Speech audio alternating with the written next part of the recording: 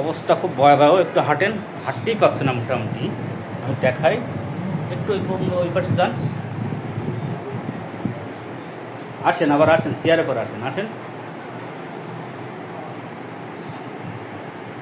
চেয়ারে পর আসেন, বসেন বসেন বসেন। এখন যে সমস্যাটা ওনার হয়েছে, হঠাৎ ডাইন পাশ নিয়ে জ্বালা যন্ত্রণা, ছেঁচানো, কাটানো, আর আপনি হাঁটতে পারছেন না, তাই তো? এর আগে উনি ইবনে সিনায় গিয়েছেন। ইবনে সিনায় যে এলাপতি বিভিন্ন ঢাকার বিশেষজ্ঞ দেখাইছেন, দেখায়ে বিন্দু পরিমাণ রেজাল্ট কোনো রকম পাইনি আমি। কোনো রকম রেজাল্ট পাননি, না, কোনো রকম রেজাল্ট পাননি। এখন এই অবস্থায় উনি আমার কাছে এসেছে, ওনার বড় ভাই তো, বড় ভাইয়ের কিন্তু একসময় প্যারালাইসিস হয়ে পড়েছিল। তা আমার এখানতে সারিল, যে কারণে উনিও কিন্তু আমার এখানে এসেছে। যাই হোক, আমি কিন্তু এখন বর্তমান উনি হাঁটতে পারছে না, খুবই কান্নাকাটি করতো, মানে জ্বালা যন্ত্রণা, কান্নাকাটি। যে সময় জ্বালা যন্ত্রণা করে বাড়ি অধিকাংশ সময় কান্নাকাটি করে, ঠিক। খুবই অসহায় অবস্থা। এলাপতি কত টাকা খরচ করেছেন? 30,000 চলে গেছে। যাই হোক, আমি কিন্তু মূলত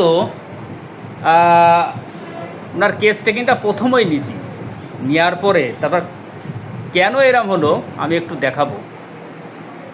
বন্ধুরা, কেস টেকিংটা নিয়ে নিলাম। এই যে ডাইন সাইডে কিন্তু প্রচুর আকারে জ্বালা যন্ত্রণা, প্যারালাইজ অবাসের ভাগ কম, কিন্তু জ্বালা যন্ত্রণার বেশি, যে কারণে উনি হাঁটতে পারছেন না। কেস টেকিং আমি পেয়েছি সিলি প্যাশেন্ট। আর খাদ্য তালিকায় ভাজা পোড়া পছন্দ, আর লবণ পছন্দ, মাংস পছন্দ, অ্যাভারশন সুইট, এইগুলো পছন্দ। মাংস, লবণ, এইগুলো বেশি পছন্দ, তাই তো? কিন্তু মিষ্টি তো পছন্দ করেন কি? মিষ্টি ও মিষ্টি পছন্দ করে না, আমি দিয়ে দিছি। মিষ্টি পছন্দ করে না। ওনার মনে খুবই দয়া মায়া বেশি, অ্যাংজাইটি, উদ্বেগ উৎকণ্ঠা চলতেই থাকে, relieve by cold application, stool show, constipation. আমরা কিন্তু মূলত কেস টেকিং নিয়ে কস্টিকামের রুগী পাইছি, কস্টিকাম। কিন্তু এখানে একটা কথা থেকে যায়, উনি বহুদিন যাবৎ, এক কথায় শৈশব হতে ওনার কিন্তু বিলির ধারে বাড়ি, কাদা পানিতে সমস্ত দিন, প্রায় অধিকাংশ সময় কাদা পানি, বর্ষা বাদল, সব সময় বিলির এই কাদার মধ্যে থাকতো, তাই তো? প্রায় সময় অতিরিক্ত পরিশ্রম, আর সব সময় এই বিলির মধ্যে, কাদার মধ্যে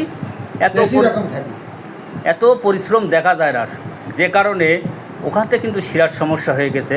ওরা কিন্তু রিপোর্টে কিন্তু তেমন কিছু পায়নি। রিপোর্টে পেয়েছে, আর রিপোর্টটা আনেননি না, ওরা তেমন কিছু পায়নি। শিরার সমস্যা হয়ে ওনার কিন্তু ডাইন সাইডটা বেপরোয়া সমস্যা দেখা দিয়েছে। আমি কিন্তু কস্টিকামের রুগী বললাম, আমি পজেশনটা লিখে নিয়েছি, all complain from falling in water. এই শুধু পজেশনের উপর ভিত্তি করেই আমি কিন্তু ওনাকে ওষুধ দেব। তারপর যখন সুস্থ হয়ে যাবে মোটামুটি, তখন বাকি অংশ সম্পন্ন করার জন্য ওনাকে আমি কস্টিকামের দিকে এগিয়ে যাব। এখানে প্রথমে এই পজেশনের উপর ভিত্তি করে ওষুধ দেবো, all complain from falling in water.